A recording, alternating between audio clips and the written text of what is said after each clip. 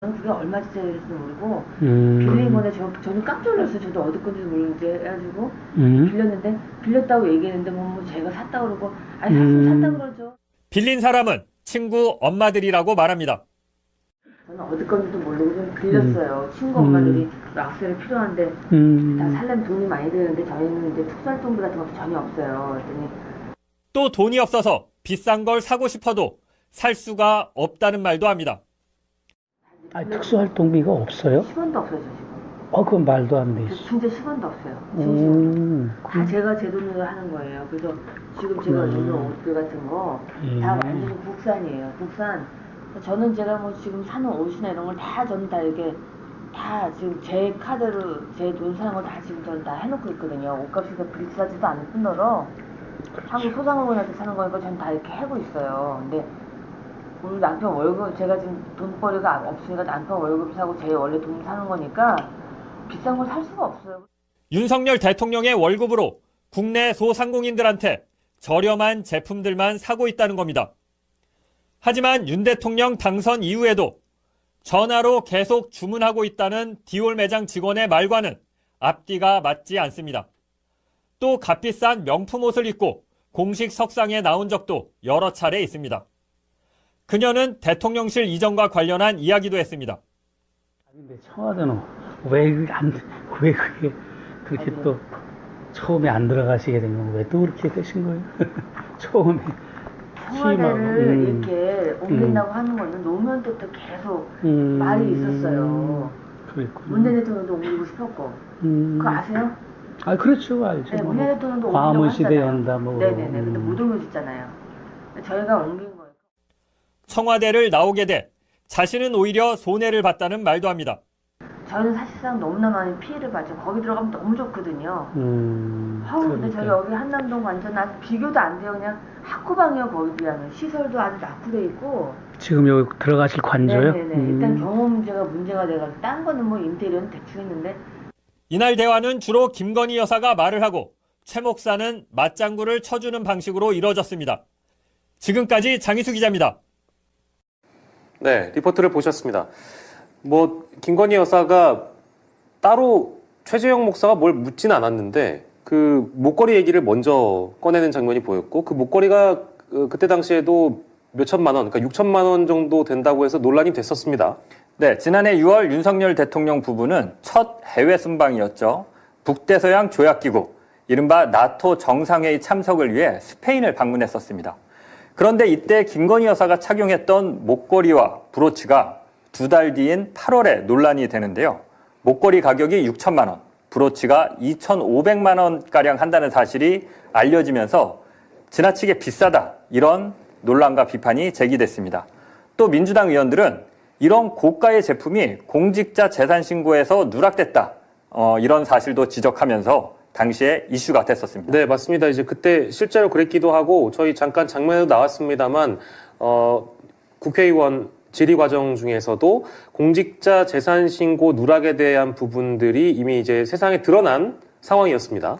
네, 최재형 목사가 김건희 여사를 방문했을 때가 9월 13일이니까 예. 이 같은 논란이 한창 떠들썩하던 때였는데요. 그래서 그랬는지 김건희 여사가 대화 중에 갑자기 먼저 이 논란에 대해서 입을 연 겁니다. 그렇습니다. 김건희 여사 얘기는 그러니까 친구 엄마라는 언급이 나오잖아요. 그러니까 친구 엄마한테 빌렸다. 얼마짜리인지도 모르고 빌려줘서 한 거다.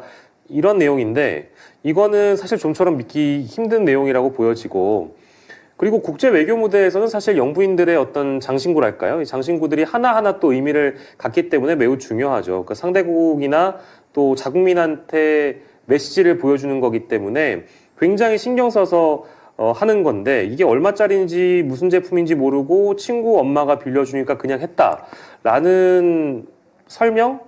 고지곳대로 들리지는 않는 것 같습니다. 네, 맞습니다. 친구 엄마가 누군지 어떤 경로를 통해 빌린 건지에 대한 설명은 하나도 없습니다. 그냥 지인이 빌려주니까 빌려주는 거 받아서 한 거다. 예. 이렇게 설명을 하는데요. 영부인이 주요 국가의 정상들이 모이는 국제회담에 참석하면서 장신구를 이런 식으로 착용했다는 말은 좀처럼 믿기 힘든 일입니다. 논란을 불식시키려면 누구에게 어떤 경로로 빌렸는지 해명하면 되는데 예. 지금까지도 이와 같은 해명은 없습니다. 네, 맞습니다. 자, 그리고 김건희 여사 발언 중에 하나 더 살펴볼 대목은 특활비가 10원도 없다 이런 얘기를 했고 남편 월급 가지고 국내 소상공인들 국산품 비싸지 않은 의류만 산다. 그리고 뭐 그 내용을 다 기록해 놓고 있다. 이런 말을 하잖아요. 이건 어떻게 봐야 되는지도 싶고 실제 모르겠습니다. 이제 김건희 여사가 명품을 즐겨 입는다는 거는 저희가 이미 일찍이 보도로 보여드렸기 때문에 뭐랄까 좀 앞뒤가 안 맞는 말 같이 들리거든요. 네, 이미 드러난 김건희 여사의 행태와 김건희 여사의 말이 서로 앞뒤가 맞질 않습니다. 예. 또 이명수 기자가 백화점 디올 매장에서 가방을 살 때 매장 직원이 했던 말과도 서로 앞뒤가 맞지 않습니다. 매장 직원은 대통령 당선 후에는 김건희 여사가 전화로 디올 제품을 주문하고 있다. 이런 얘기를 했죠. 예. 저렴한 제품만 산다는 김건희 여사의 말이 맞다면 디올 매장 직원이 거짓말을 한 게 됩니다. 그래서 김건희 여사의 명예를 실추시킨 게 되겠죠. 예. 하지만 디올 매장 직원이 영부인을 상대로 이 같은 거짓말을 했을 걸로 보이지는 않습니다. 네, 맞습니다. 그리고 보도를 보니까 김건희 여사가 자신이 산 품목들을 다 기록해 놓고 있다. 이런 취지의 말도 했잖아요. 네, 맞습니다.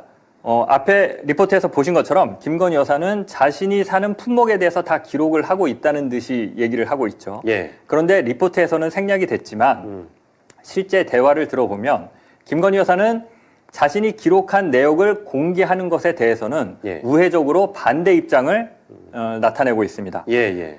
김정숙 여사의 예를 들면서요. 김정숙 여사도 의류 장신구 구입 내용을 공개 안 하지 않았느냐 이런 얘기를 하면서 영부인과 관련된 물품 구매 내역은 공개하지 않는 게 맞다. 이런 취지의 얘기를 합니다. 네, 그리고 관저 얘기도 나오는데 이제 관저 이전 얘기를 하면서 뭐랄까 청와대보다 낙후됐다 이제 그런 표현을 김건희 여사가 썼거든요. 근데 이거를 이제 국민들이 바라보기에는 지금 일부 보도로는 청와대 이전 비용이 그러니까 대통령실을 이전하면서 1조 원의 버금가는 예산이 든다는 보도까지 나올 정도인데 이런 것들을 국민들이 바라봤을 땐 과연 어떻게 바라볼지 아마 오늘 봐주시는 시청자분들께서 평가를 해주실 것 같습니다. 가뜩이나 좀 마음이 무거우실 것 같다는 생각이 좀 들고요.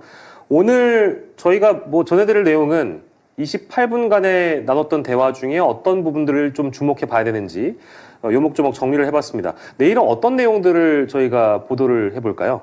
네, 최재형 목사가 김건희 여사를 만날 때 몰카를 숨겨 들어갔는데요. 네.